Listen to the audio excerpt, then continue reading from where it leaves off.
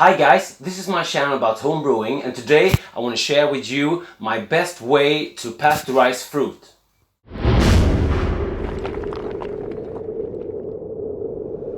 Pasteurizing fruit. I have touched this matter once before, but I changed my method since then, and I think this is a much better approach to pasteurizing fruits for brewing. So what you want to do is to start with some fruits, of course, berries, something like that, whatever you want to add to your brew, and you want to freeze it. Today I will be using pre-frozen fruits from the store. This is 500 grams of raspberries. This is going into a hard cider, but you could use whatever you want. Maybe you want to chop it down in small pieces if it's a rhubarb or something like that. The reason why you want to freeze your fruit is because the freezing expands the water in the fruit, and that breaks down the cell membranes, the cell walls, and so that's much easier for the yeast to absorb the sugars and ferment them. What you want to do is to vacuum pack the fruit. So we will need a vacuum sealer. I would try to put a link down below to the vacuum sealer I'm using, or any other which looks the same or about the same. Cheers. I like to use these kind of bags on a roll. Try to see if I find a link to them as well. We just cut up the length you need. So we start up by sealing it to make a bag. Seal. And then we just cut it to the length we want. It's a little bit noisy. We open our bags of fruit. This is raspberries, called hallon in Swedish. Woo! Lost one there. Bag is sealed. Let's add the fruit.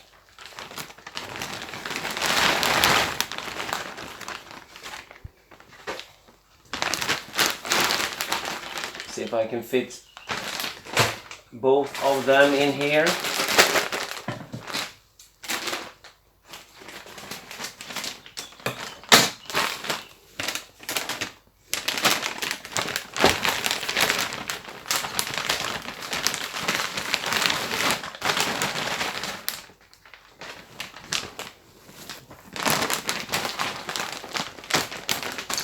So 1 kilo of raspberries. Let's seal the other side as well.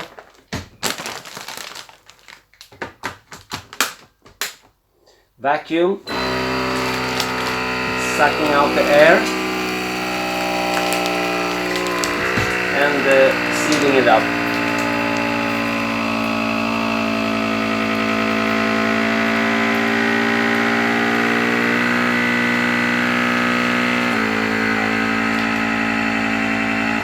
I always double seal the other end just to be sure if anything got in the way there when I filled it. And I think it's a good practice to do. 1 kilo frozen raspberry. If you don't want to add the fruit loosely into your fermenter or secondary where you want to add your fruit, you could take a muslin bag, boil it, just to be extra sure, and put the raspberries in the muslin bag, and then put the whole bag into the plastic vacuum bag and vacuum and seal it up. So now when we have our raspberries sealed up, we will pasteurize them. I use a water bath. with my Sous vide water circulator. As the other device, I will try to put a link to that one below as well. Why do we want to pasteurize our fruit? It's just to be sure nothing nasty grows in our wort or must or where you add the fruit. The lower pH after fermentation and alcohol makes it hard for anything else to grow, but to be sure we want to pasteurize. You can use this before you add it to beer, cider or kombucha or whatever you want to add your fruit into. So what we want to do is to hold the fruit at a certain temperature. Of course, first the fruit's gotta thaw up. That will take some time. But I have some temperatures for you, and this is for this is Swedish standards for pasteurizing milk, so I don't know which temperatures are accurate in your country, but this is the way it's done here, and this is the method I'm sticking to. Usually when milk are pasteurized, you take the temp up to 72°C and hold it for 15 seconds, and that's 162 Fahrenheit. When pasteurizing, you could take it up to 80°C and hold it for 5 seconds. That's 176 Fahrenheit. In this case, I'm gonna do it low and slow. If you pasteurize at 63 Celsius, you have to do 30 minutes. So I'm gonna do this at 65 for 30 minutes. I will add 30 minutes to that to get the raspberries thawed up. So I'm gonna go for an hour at 65°C, which is 149 Fahrenheit.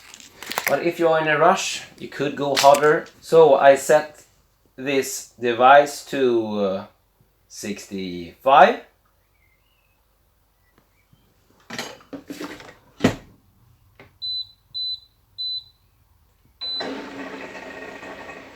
It will start heat up the water to 65°C. And when I'm at 65, I just pop in the cherries. I will put something on the bottom there so it's not sitting flat on the bottom, and if it needs to, I will put something on top as well so it doesn't float.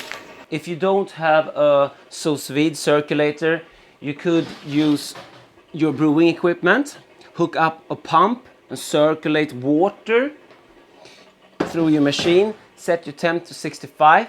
What you want to do is to keep the grain pipe, let me show you, the grain pipe in as a distance between the heater in the bottom and the bag with fruits. And then maybe same, put something on there so it doesn't float if it needs to.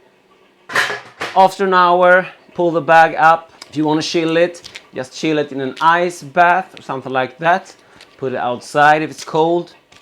And when it's at about the same temperature as the beer, just open the bag and pour it in, and you have all pasteurized fruit. You can even do this to a frozen puree. Just freeze the puree, put it in the bag, seal it up, pasteurize it this way. If you wanted to use the sock, the same procedure. Just open the bag and empty it out in the fermenter or seconder where you want to add your fruit. We're up to temp now, so let's add the raspberries. I'm gonna put a little distance here on the bottom, and then the hot, and then the raspberries goes in on top. It's a floater, so we have to put something on there to weigh it down. So I would just put something on there, and then the lid will push it down under the surface. Okay, so there we have it. The raspberries are pasteurizing. If we had used the brew kettle, we had the water circulating with the pump, and the distance should be made by the grain pipe, and we have to put another weight or something like that to hold the bag down. Question of the day: have you ever brewed with fruit? What's your favorite fruit brew? Cheers guys, and thanks for watching. If you haven't already, consider becoming a subscriber. If you want even more content and want to support the channel, check out my Patreon page and of course all of my other videos. So cheers, thanks again for watching. DrHans out.